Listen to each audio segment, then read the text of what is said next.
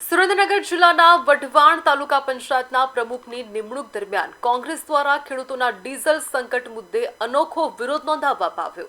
જી હા, કોંગ્રેસના નેતાઓ ગધેડા સાથે તાલુકા પંચાયત કચેરી ખાતે પહોંચતા સમગ્ર મામલો ચર્ચાનો મુખ્ય વિષય બન્યો છે। કોંગ્રેસના આગેવાનોનો આક્ષેપ છે કે એક તરફ ખેડૂતોને ડીઝલ માટે કલાકો સુધી લાઇનમાં ઊભા રહેવું પડે છે, જ્યારે બીજી તરફ નેતાઓ ઉજવણી અને તાઇફામાં વ્યસ્ત છે।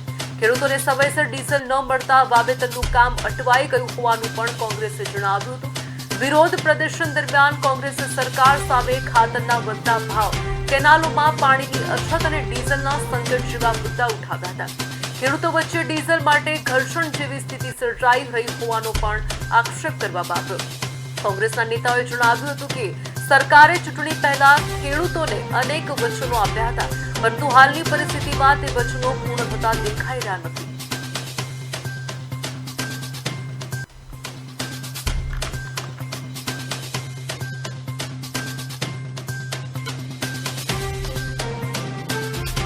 ખેડૂતોના હિતનું તમે થોડુંક જોવો, કેનાલો ચાલુ કરો અને આ બધા તાઇફા તમારા બંધ કરો। એના માટે થઈને આજે અમે ગધેડા લઈને અને ઉગ્ર અમે રજૂઆત કરી છે। ખાસ કરીને ગધેડા લઈને તમે શું મેસેજ દેવા માંગો? ગધેડા લઈને આવ્યા ડીઝલ જ નથી, અત્યારે ડીઝલ જ નથી। ડીઝલ ક્યાં લેવા જવું? બબે કિલોમીટરની લાઈનમાં ઉભા રહેવી, જ્યારે વાર આવે તો ડીઝલ પૂરું થઈ જાય।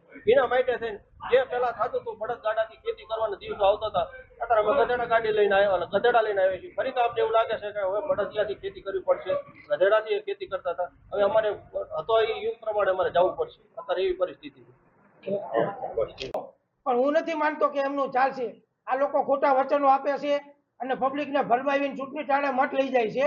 ખોટા વચનો આપે, 2 દિવસ બાકી હોય ત્યારે રૂપિયા, દારૂ અને બધું વેચીને પબ્લિકને ભરમાવી દે છે અને મત લઈ જાય છે અને અત્યારે પબ્લિક હેરાન થાય છે।